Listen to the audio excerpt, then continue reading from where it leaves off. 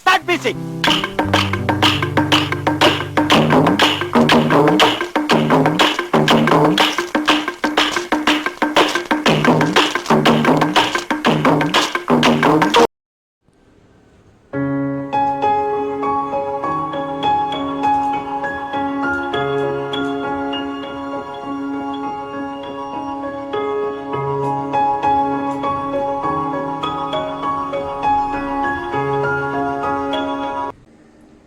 Hi guys, welcome to Family Atrocity channel. நம்ம சேனலை நீங்க எல்லாரும் சப்ஸ்கிரைப் பண்ணிட்டீங்களா? ஃபர்ஸ்ட் சப்ஸ்கிரைப் பண்ணிடுங்க, அப்புறம் அந்த பெல் பட்டனை கிளிக் பண்ணிடுங்க. இன்னைக்கு நம்ம ஒரு சூப்பரான ஈவினிங் ஸ்நாக்கு தான் செய்ய போறோம். அது செய்யறதுக்கு ரொம்ப மினிமலான இன்கிரீடியன்ஸ் இருந்தா போதும்.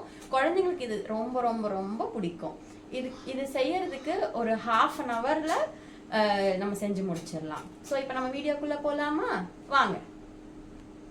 ஸோ அதுக்கு நம்ம ஃபஸ்ட்டு என்ன பண்ணணும்னு பார்த்தீங்கன்னா 2 பனானாஸ் எடுத்துக்கணும். அதாவது நேந்திரம் பழம்னு சொல்லுவாங்கல்ல, இந்த பனானா வந்து நம்ம ரொம்ப பழுக்கிறதுக்கு கொஞ்சம் முன்னாடி இருக்கிற 2 பனானா நான் இன்னைக்கு வந்து எடுத்திருக்கேன்.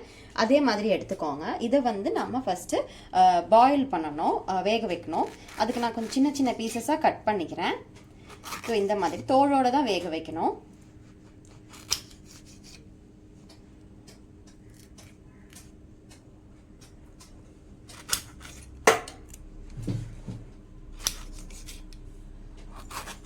இது வந்து ரொம்ப ஹெல்த்தியான ஒரு ஸ்நாக்ஸு. நம்ம பேக்கரி ஐட்டம்ஸ் எல்லாம் இதை அவாய்ட் பண்ணிக்கலாம். ஸோ இதை நான் வந்து நெக்ஸ்ட்டு ஒரு இட்லி பேனில் ட்ரான்ஸ்ஃபர் பண்ணிக்கிறேன். இப்போ பார்த்தீங்கன்னா நான் ஒரு இதுவாக இதில் வைக்கிறேன்.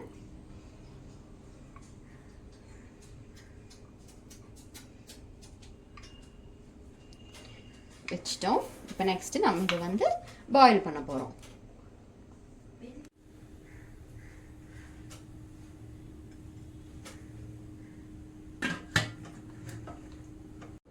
இப்போ நம்ம பழம் வெந்துருச்சு, நம்ம ஓப்பன் பண்ணலாம்.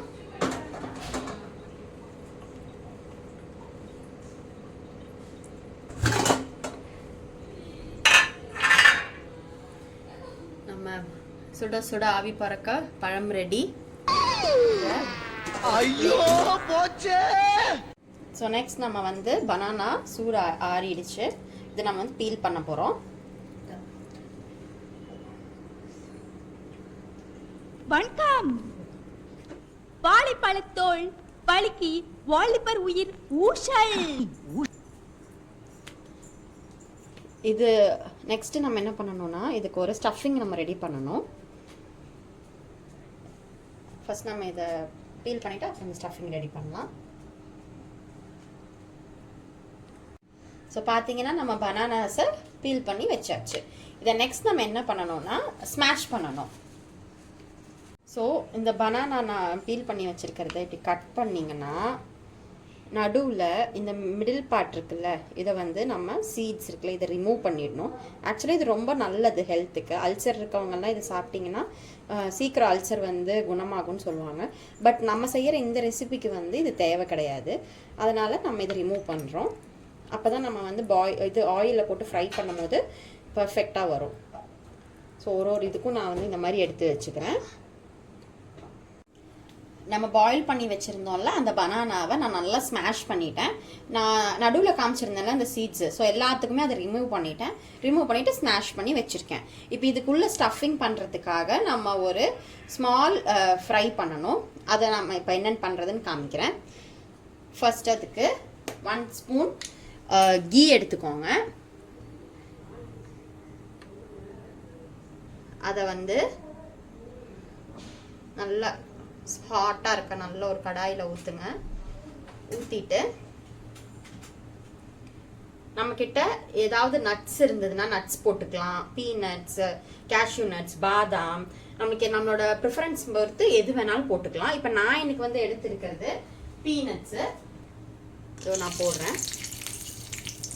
இதை போட்டுட்டு நல்லா ஃப்ரை பண்ணிக்கணும்.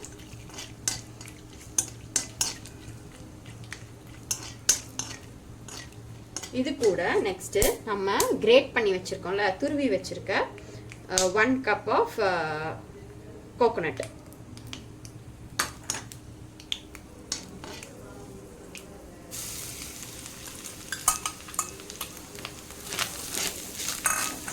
இந்த ஸ்மெல்லே பார்த்தீங்கன்னா அவ்வளோ சூப்பராக இருக்கும். நெய்யில் இந்த கோகோனட்டை வந்து நம்ம ட்ரையாக இப்படி ரோஸ்ட் பண்ண வருது. ஒரு 5 மினிட்ஸ் நல்லா நம்ம வந்து ஃப்ரை பண்ணிக்கணும்.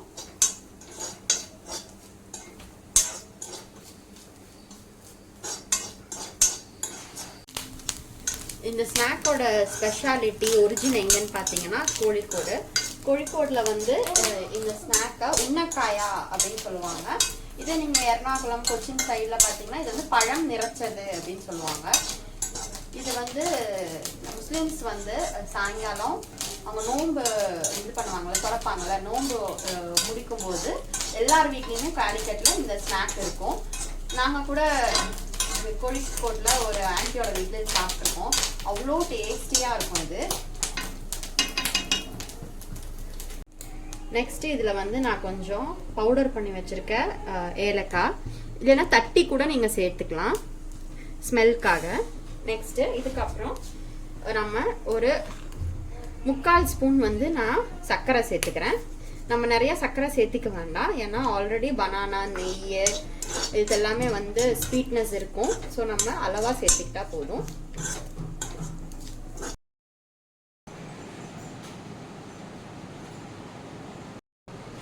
இப்போ நம்ம பாயில் பண்ணி ஸ்மாஷ் பண்ணி வச்சுருக்க பனானா, நம்ம கிரேட் பண்ணின கோகோனட், அதை ஃப்ரை பண்ணி வச்சுருக்கோம்ல கீழே, அதெல்லாமே ரெடி ஆயிடுச்சு.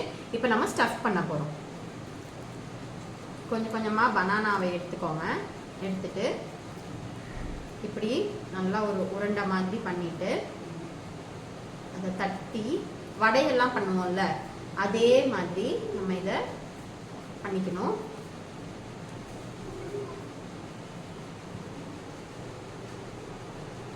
இதுக்குள்ள நம்ம இப்போ நம்மளோட ஸ்டஃபிங் வைக்க போகிறோம். வச்சுட்டு இப்படி க்ளோஸ் பண்ணணும்.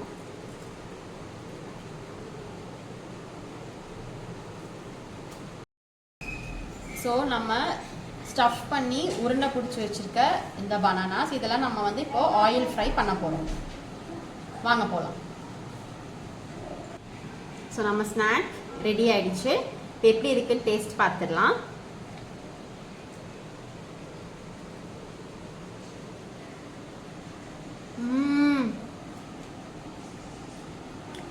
அந்த நெய்யோட டேஸ்ட்டும் அந்த பழத்தோட மிக்ஸ் ஆகி சாப்பிடும் போது ஒரு இதுவும் நம்ம கடிக்கும் போது அவ்வளோ டேஸ்ட்டாக இருக்குது. இந்த ஸ்நாக்ஸ் கண்டிப்பாக நீங்களும் ட்ரை பண்ணணும். ட்ரை பண்ணிவிட்டு எனக்கு எப்படி வந்ததுன்னு கமெண்ட்டில் சொல்லுங்கள். நம்ம சேனலை என்ன பண்ணணும், ஃபேமிலி அட்ராசிட்டியை சப்ஸ்கிரைப் பண்ணணும். நெக்ஸ்ட் டைம் நான் இன்னொரு கேரளா ரெசிபியோட வரேன். அன்டில் தென் பாய்.